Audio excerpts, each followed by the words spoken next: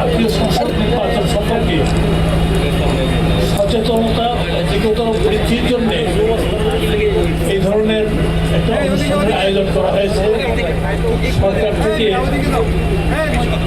সরকার থেকে প্রচারণার অংশ হিসেবে এই ভোটের গাড়ির যেটা ব্যাপারটা আসে তার অংশ হিসেবে আজকে কুমিল্লা টাউন হলে সেটা প্রচার করা হচ্ছে। কুমিল্লার বিভিন্ন উপজেলায়ও যাবে ক্রমান্বয়ে।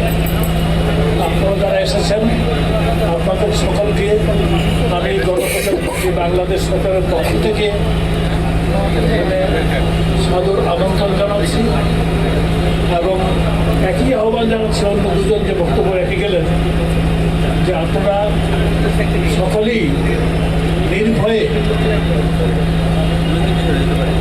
উৎসবমুখর পরিবেশে আসন্ন জাতীয় সংসদ নির্বাচন ভোট দেবেন এবং একই দিনে গণভোটেও অংশগ্রহণ করবেন।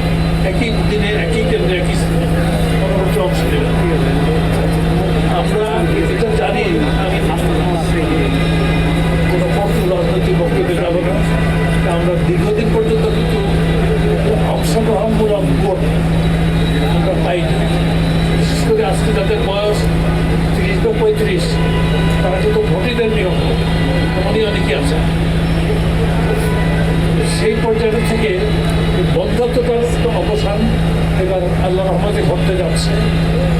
এই বন্ধাত্মতার অবসান ঘটানোর জন্যে সরকার অত্যন্ত সক্রিয়ভাবে সচেষ্ট রয়েছে যাতে সকলেই অংশগ্রহণ করতে পারেন। কুমিল্লা জেলা পুলিশের পক্ষ থেকে সকলকে বলা হয়েছে যেখানে সর্বাত্মক নিরাপত্তা ব্যবস্থা নেওয়া হবে। ঠিক তেমনভাবে রিটার্নিং অফিসার কুমিল্লা জেলার যিনি তিনিও একই বিষয়ে পুনরুক্তি করলেন। আমারও সরকারের পক্ষ থেকে বক্তব্য, আমরা চাই গোটা দেশে উৎসবমুখর পরিবেশে গণভোট এবং জাতীয় সংসদ নির্বাচন অনুষ্ঠিত হোক। আপনারা সকলেই জানেন আমাদের সংবিধান বলেছে যে প্রজাতন্ত্রের মালিক জনগণ। এই জনগণের হাতে সকল ক্ষমতা। তারা ঠিক করবে আগামী 5 বছর কে দেশ চালাবে, কীভাবে চলবে, কীভাবে চলবে সেটা হবে আমাদের গণভোটের মাধ্যমে।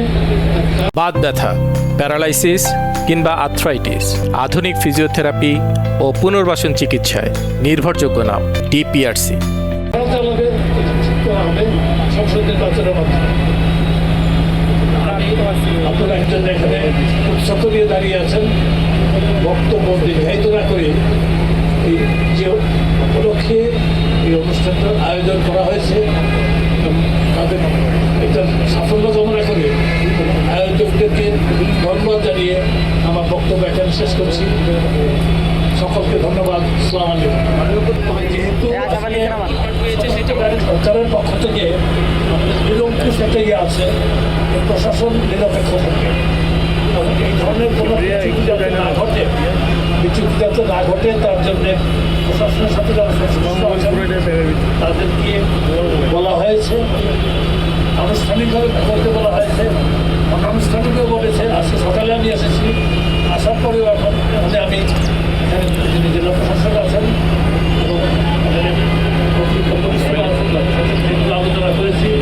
আমি আশা করছি যে আমাদের আশঙ্কা ভুল প্রমাণিত করে যাতে সঠিক সুস্থভাবে নির্বাচন পরিচালনা করতে তারা অঙ্গীকারাবদ্ধ এবং তারা রাখবে। আরেকটা প্রশ্ন, শেষ প্রশ্ন, কর্মকর্তা কিন্তু এই সম্পর্কে সিদ্ধান্ত দেওয়ার জন্য চূড়ান্ত তার বিরুদ্ধে আপনারা নির্বাচন কমিশনে আপিল করতে পারবেন। নির্বাচন কমিশনের পরেও আমরা দেখেছি হাইকোর্ট বিভাগে আপিল হয়, অ্যাপিলেট ডিভিশনে আপিল হয়। আপনার রাস্তা অনেক দূর আছে, যারা সম্পর্ক তারা আপিল করতে পারবে। তবে রিটার্নিং কর্মকর্তা যেহেতু ওয়াজ জুডিশিয়াল ক্ষমতা বলে এটা করেছেন, আমি কোনো মন্তব্য করবো না।